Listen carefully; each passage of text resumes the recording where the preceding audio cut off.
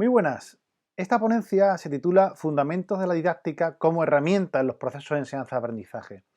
Y bueno, pues está presentado en coautoría con el colega de la Universidad de Huelva, José Manuel Bautista Vallejo, al quinto Congreso Virtual Internacional sobre Innovación Pedagógica y Praxis Educativa. Es un trabajo en el que bueno, pues realizamos una aproximación epistemológica a la didáctica que bueno, pues se va a erigir en un instrumento indispensable a la hora de planificar y a la hora de llevar a cabo cualquier proceso de enseñanza-aprendizaje, ¿no? Tanto en el ámbito de la educación formal como en el ámbito de la educación no formal. Primero, pues abordamos el término didáctica desde una perspectiva histórica y también, bueno, cómo ha ido evolucionando el término a lo largo del tiempo, ¿no?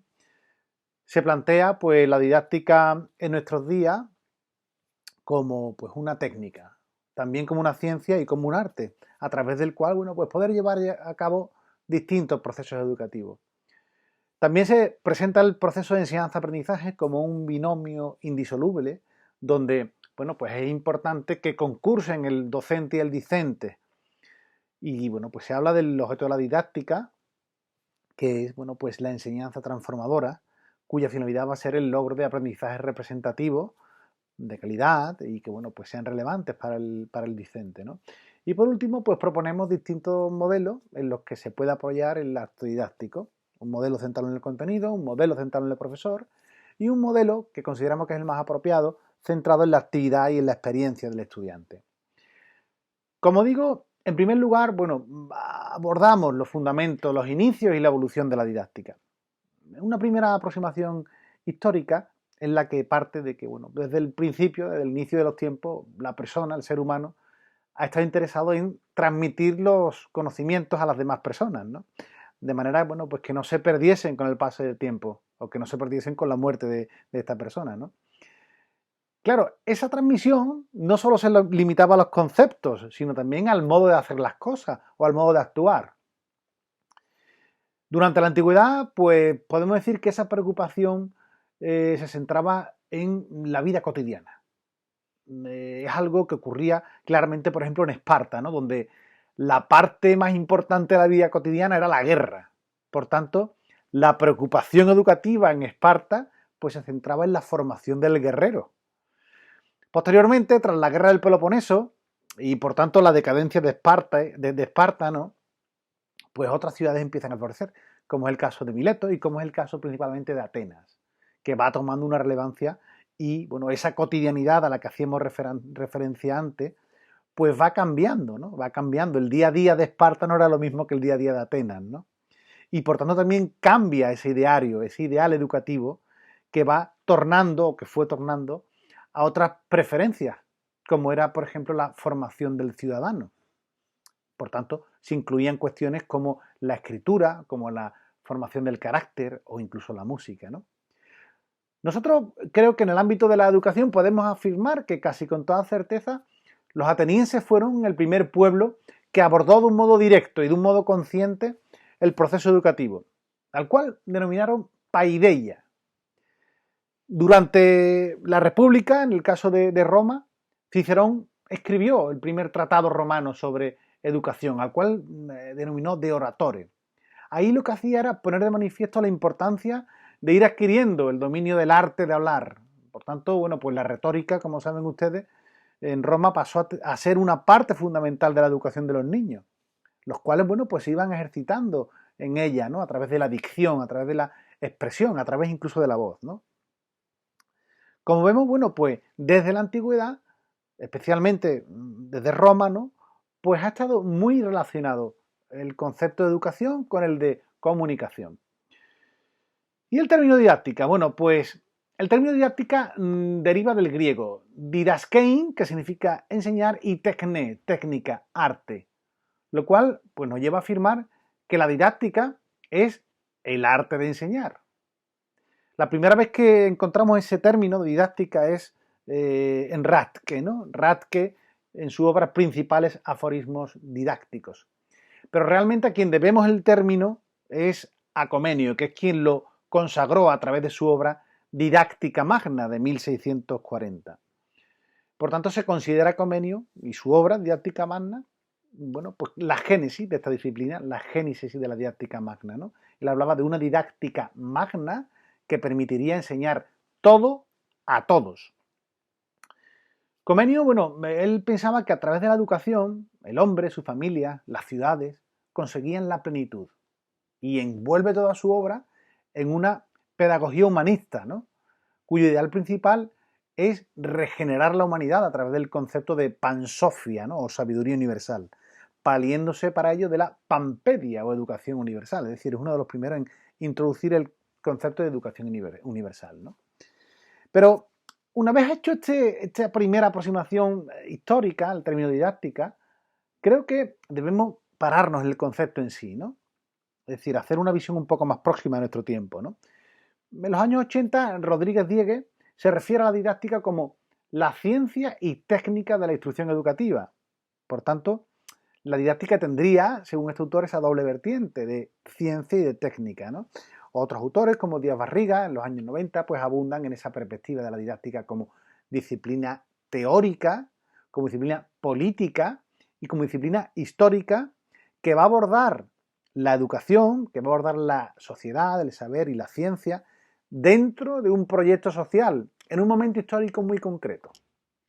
También, bueno, en los años 80, Jimeno Sacristán o Escudero considera la didáctica como una ciencia, la ciencia que debe comprender y guiar el aprendizaje, decía Jimeno, o es la ciencia que tiene por objeto la organización y la orientación del aprendizaje, ¿no? Que es a lo que se refiere Escudero, ¿no? Otro autor, bueno, ya hoy en nuestros días como Antonio Bolívar, considera que es importante distinguir entre distintos tipos de didáctica, ¿vale? Distinguiendo un poco entre la didáctica general, entendida como el estudio del proceso de enseñanza en general dentro del marco de la institución educativa, y la didáctica especial, diferenciada pues según distintos tipos de escuelas, ¿no? No es lo mismo la educación en la etapa infantil que en la primaria, que en la secundaria, o también, digamos, las características particulares de un grupo de alumnos, ¿no? O también según los campos específicos de contenido, es decir, según las materias disciplinares, lo que serían las didácticas específicas, ¿no? Didáctica de las ciencias sociales, didáctica de las matemáticas, etcétera, etcétera, ¿no? Medina Rivilla y Salvador pues aproximan a la didáctica desde la perspectiva de una disciplina pedagógica que va a analizar, que va a comprender y que va a mejorar los procesos de enseñanza-aprendizaje.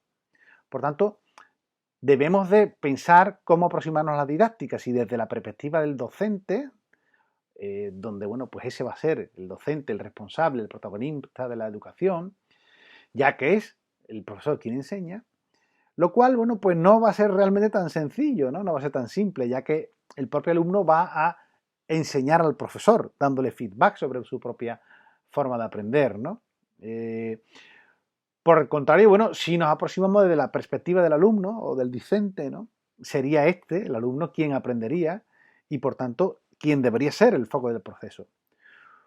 Por tanto, para referirnos al proceso, nos referimos a ese proceso como de enseñanza-aprendizaje, ya que es necesario el concurso de ambas partes, del profesor enseñando y del alumno aprendiendo, ¿no? Es decir, la interacción de ambos es fundamental para que se dé el aprendizaje en el ámbito educativo.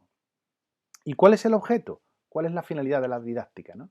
El objeto, es decir, la materia, el asunto principal de la didáctica es el propio proceso de enseñanza-aprendizaje. Por tanto, estaríamos hablando de que alguien va a poner al alcance de otro alguien un saber, un conocimiento o una actitud determinada que se pretende transmitir a esa persona que no lo posee, ¿no? De ahí, bueno, pues deducimos una primera conclusión, que es la intencionalidad de querer transmitir algo a otra persona. Pero claro, para que esa transmisión se produzca, es igualmente importante que exista una apertura, es decir, una disposición, una voluntad de querer aprender. Por tanto, el objeto esencial de la didáctica es la enseñanza transformadora, ¿vale? En resumen, digamos que el objeto de la didáctica radica en el propio proceso de enseñanza-aprendizaje, que se va a centrar, como digo, en esa transmisión de conocimiento, de destreza, de actitudes que permitan formar a la persona, es decir, construirla, formarla, capacitándola desde una perspectiva intelectual y socioafectiva y consiguiendo, por tanto, pues una transformación de la misma, de esta persona, que repercuta y que permita su desarrollo, ¿no? También, bueno, hablamos del binomio enseñanza-aprendizaje. Como hemos dicho anteriormente, no es posible hablar del proceso de enseñanza de un modo independiente al aprendizaje. ya que ambos van a ir unidos inexorablemente. Es decir, no es viable que un profesor enseñe si sus alumnos no aprenden. Enseñar consiste precisamente en llevar a cabo una serie de acciones encaminadas a poder acoplar, acomodar el aprendizaje que va a hacer el alumno, ¿no? De cara a que pueda asimilar al máximo lo que pretendemos que conozca. Por tanto, lo importante no es que los profesores enseñen, sino que los alumnos aprendan. Claro, hay un hecho muy claro, muy evidente en el aprendizaje, y es que lo que uno procesa según su propio esquema conceptual, cuando le da significado propio a ese contenido, cuando se elabora, se aprende con mucha más eficacia que de cualquier otra manera, ¿no? En lo que se basa o en lo que subyace al aprendizaje significativo. Por tanto, es mucho más efectivo que el alumno actúe, que el alumno opere, que produzca, es decir, que sea él quien realice las cosas, más que sentarse únicamente a escuchar a un profesor que pueda actuar como una fuente inagotable de sabiduría, lo cual es, digamos, un poco complejo, ya que el conocimiento cambia, el conocimiento evoluciona conforme evoluciona el tiempo. Por tanto, es absurdo confiar toda nuestra adquisición a una única fuente, ¿no? Toda nuestra adquisición de conocimiento a una única fuente, que en este caso es el profesor, ¿no? Es mucho más efectivo que el alumno investigue, que descubra por sí mismo, obviamente apoyado de la orientación, de la supervisión del docente, todos esos conocimientos, ya que, bueno, podemos afirmar que se aprende mucho mejor de ese modo, ¿no? Y también, bueno, vemos que ese proceso de enseñanza y aprendizaje, como hemos dicho, va unido, ¿no? Por tanto, la función principal de la educación o de la enseñanza es propiciar y facilitar el aprendizaje. Digamos que es lo que lleva a utilizar ese binomio indisoluble al que llamamos binomio enseñanza-aprendizaje. Otra cuestión fundamental que va a influir, que va a propiciar que eso sea cada vez más efectivo, es la personalización del proceso de enseñanza-aprendizaje, ¿no? Es decir, para conseguir que los alumnos desarrollen todo su potencial, pues hay que adaptarlo a cada alumno, ¿no? Es decir, el potencial de cada estudiante va a ser distinto y, bueno, va a estar condicionado por muchos factores, como su naturaleza, como su persona. Por tanto, cuanto más se adapte la educación a la naturaleza de la persona, pues tanto más efectiva va a ser, ¿no? Y es aquí donde toma esa especial relevancia la educación personalizada. Pero podemos preguntarnos, ¿qué es eso de personalizar la educación? Primero, me gustaría o nos gustaría aclarar que no es lo mismo personalizar que individualizar. ¿Vale? Individualizar significa aportar a los alumnos individualmente una respuesta educativa que puede ser exactamente la misma para otros, pero en vez de en grupo, pues uno a uno, ¿no? Por el contrario, personalizar supone adaptar a la persona la respuesta educativa, es decir, dar una respuesta educativa acomodada a cada individuo, según su naturaleza, según sus características personales. Pierre Faure entiende la educación personalizada no como un método o como una sucesión de recetas didácticas, sino como la creación de un ambiente y de un estilo, bueno, particular que se crea entre el docente y el discente. Y ese estilo pues va a suponer un acercamiento mutuo que va a permitir descubrir la singularidad de la persona, ¿no? Por tanto, considerándose ambos personas, docente y discente, y asumiéndose que el alumno pues, es el principal agente de su propia educación. También, bueno, nos aproximamos a la didáctica como teoría, como práctica, como ciencia y como arte. Es decir, ¿es la didáctica eminentemente práctica? ¿Qué lugar va a ocupar la teoría? ¿Es una ciencia o, por el contrario, es un arte? Por ir aclarando estas cuestiones, pues podemos afirmar en primer lugar que la pedagogía, como ciencia de la educación, ¿no? Es la teoría necesaria para poder llevar a cabo un proceso educativo, de cuya práctica, pues, se va a ocupar la didáctica. Es decir, la teoría la va a proporcionar la pedagogía, la ciencia de la educación, y cómo hacerlo lo va a proporcionar la didáctica. Pero sin duda también se trata de un arte, entendiendo arte como técnica o como una capacidad o una habilidad para hacer algo, ¿no? En este caso sería enseñar, o mejor dicho, propiciar que se aprenda, ¿no? Por tanto, claro, la planificación didáctica no es una cuestión aleatoria, no es una cuestión caprichosa, sino que va a responder a un criterio claramente estructurado, claramente pensado, es decir, claramente científico, ¿no? Pero también, bueno, pues podemos entender el arte al que se refiere la didáctica o el arte de la enseñanza desde un punto de vista estético o un punto de vista poético. Claro, es un acto de indudable, ¿no?, de indiscutible belleza el hecho de ayudar a alguien al desarrollar al máximo todas sus potencialidades, lo cual, bueno, nos va a llevar a que esa persona pueda alcanzar sus mayores cotas de éxito, tanto académicos como profesionales, como personales, ¿no?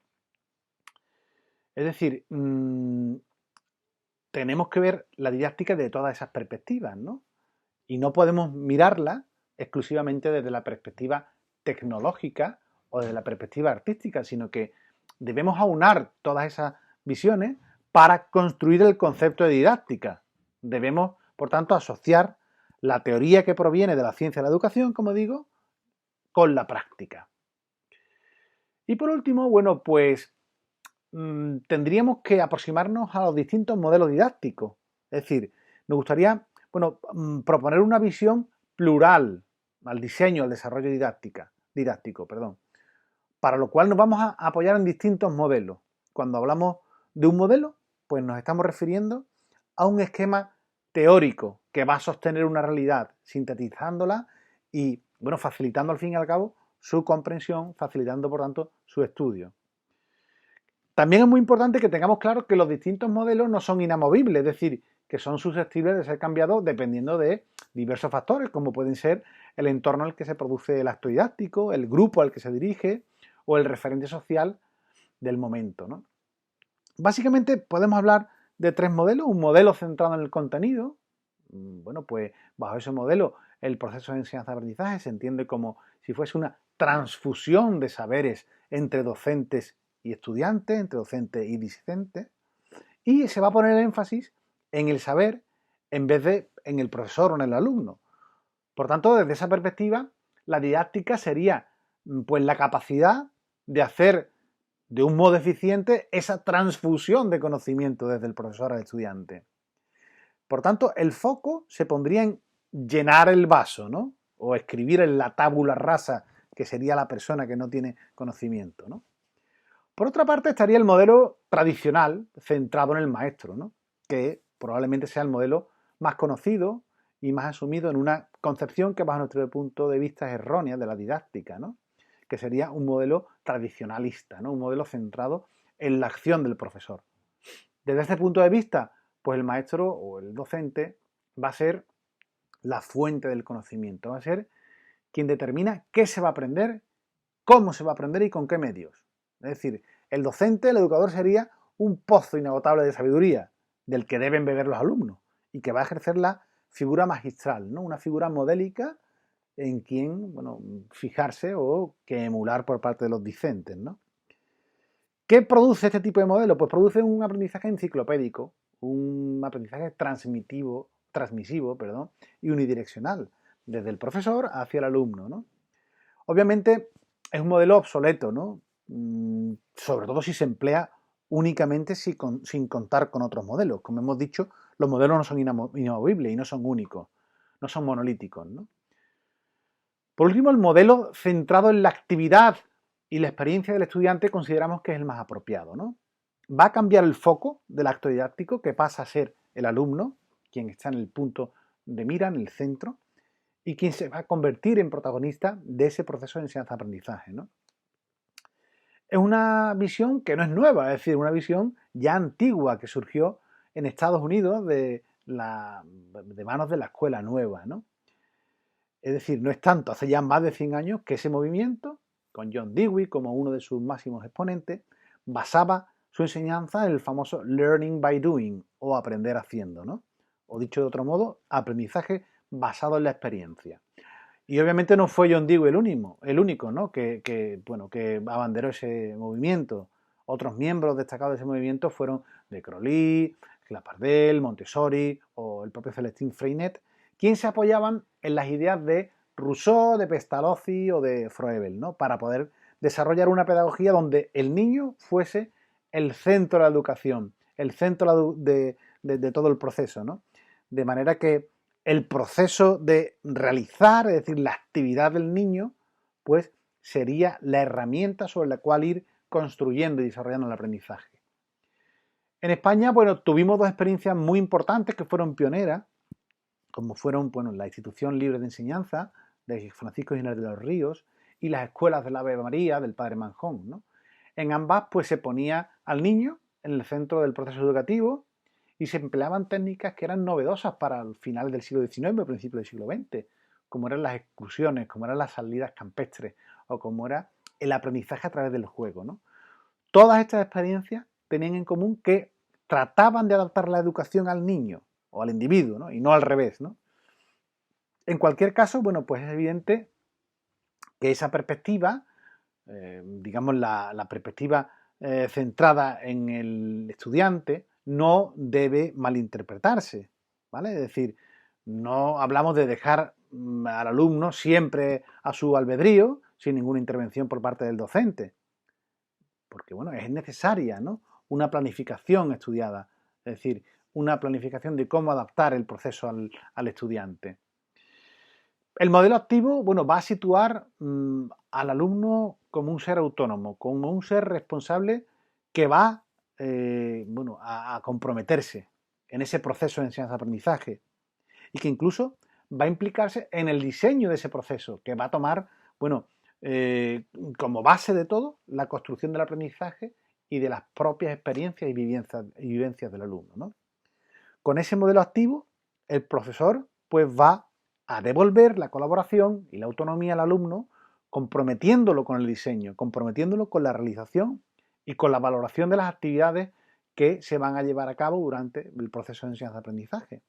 Cuanto más participa, cuanto más se implica formativamente el alumno, el proceso pues va a ser más apropiado, ¿no? Por tanto, bueno, esta es básicamente la contribución que hacemos en este trabajo titulado Fundamentos de la didáctica como herramienta en los procesos de enseñanza-aprendizaje.